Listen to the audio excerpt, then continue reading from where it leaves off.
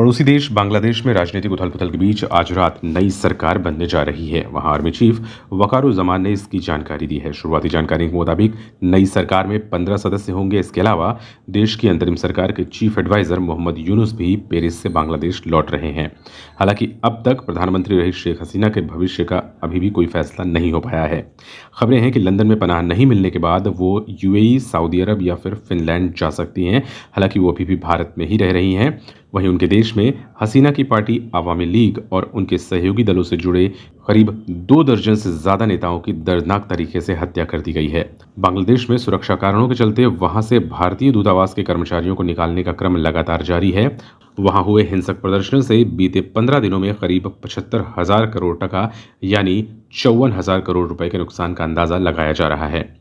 ताजा घटनाक्रम के बीच वहां की पूर्व प्रधानमंत्री ने इसे देश को लूट और भ्रष्टाचार से बाहर निकालने का मौका बताया। उन्होंने देश को 6 साल बाद संबोधित किया। वो कहती हैं कि हमें देश को बनाने के लिए शांति और प्यार की जरूरत है। तबाही और बदले की भावना से कुछ नहीं हासिल होगा। मुझे जेल से रिहा कर दिया गया है। मैं उन बहादुर लोगों को धन्यवाद देती हूं जिन्होंने अपनी जान दांव पर लगाकर इसे मुमकिन बनाया। ये जीत लूट, भ्रष्टाचार और गलत राजनीति से बाहर निकलने का मौका है।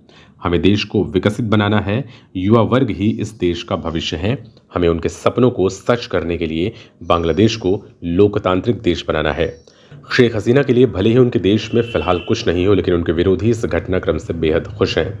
बांग्लादेश के अंतरिम सरकार के चीफ एडवाइजर मोहम्मद यूनुस ने आंदोलन का हिस्सा रहे छात्रों को बधाई दी। उन्होंने कहा कि मैं बहादुर छात्रों को देश का दूसरा विक्ट्री आने पर बधाई देता हूं। हमें इस जीत का सही इस्तेमाल करना है। मैं सभी से शांत रहने और हिंसा न करने की अपील करता हूं। हमें साथ मिलकर देश को आगे बढ़ाना है। ढाका में विपक्षी दल बांग्लादेशी नेशनलिस्ट पार्टी यानी बीएनपी ने भी अपने हेडक्वार्टर में एक बड़ी रैली की है। पार्टी के ऑफिस के बाहर जश्न का माहौल दिखाई दिया। पूर्व प्रधानमंत्री खालिदा जिया के बेटे तारिक रहमान भी इस रैली को वर्चुअली एड्रेस कर रहे थे। तारिक को 2004 के आतंकी हमले का दोषी माना गया। इसके बाद तारिक देश छोड़कर लंदन चले गए थे। वहीं बांग्लादेश की सबसे बड़ी सिक्योरिटी एजेंसियों में से एक रैपिड एक्शन बटालियन के चीफ को भी बदल दिया गया है। अब इस एजेंसी को एकेएम शहीदुर रहमान लीड करेंगे। हम आपकी जानकारी के लिए बता दें कि हसीना की सत्ता के दौरान अमेरिका ने इस एजेंसी के कई अधिकारियों पर बैन लगा दिया था। एजेंसी पर आरोप थे कि ये आतंकियों के बजाय सरकार के विरोधियों को ठिकाने लगाने के लिए इस्तेमाल की जा रही थी। यही नहीं, बांग्लादेश में संसद भंग होने के बाद सरकार में बड़े पदों पर बैठे कई अधिकारियों के इस्तीफे आने शुरू हो गए हैं। हसीना सरकार के अटॉर्नी जनरल एएम अमीनुद्दीन ने इस्तीफा दे दिया है। शेख हसीना के बेटे वाजिद जॉय ने जर्मन वेबसाइट डॉयश वेले से कहा कि शेख हसीना भारत में ही रहेंगी। अभी उनके कहीं और जाने का कोई प्लान नहीं है। उन्होंने ये भी दावा किया कि हसीना ने अभी तक किसी भी देश से राजनीतिक शरण नहीं मांगी है। जॉय ने कहा कि उनके ब्रिटेन या अमेरिका जाने के दावे किए जा रहे हैं जो सच नहीं है। उन्होंने ये भी कहा कि शेख हसीना ने इस्तीफा देने का फैसला एक दिन पहले ही कर लिया था। कुछ ही लोग ये बात जानते हैं। वो संविधान के मुताबिक ही सत्ता परिवर्तन करना चाहती थी, लेकिन प्रदर्शन के हिंसक हो जाने की वजह से उन्हें इसका मौका नहीं मिल पाया। ढाका से ये भी खबर आ रही है कि सोमवार के बाद से अब तक 50 से ज्यादा पुलिसकर्मियों की भी मौत हो गई है। ढाका के अलावा देश के ज्यादातर पुलिस स्टेशनों पर कोई भी पुलिसकर्मी मौजूद नहीं है। जान बचाने के डर से सभी पुलिस वाले भाग गए हैं। आवामी लीग से जुड़े कई बड़े पुलिस अधिकारी अपने रिश्तेदारों के यहाँ छिपे हुए हैं। पुलिस अधिकारियों का यह भी कहना है कि देश भर में 400 से ज्यादा पुलिस स्टेशनों पर हमले, तोड़फोड़, आगजनी और लूटपाट की घटनाएं हुई हैं।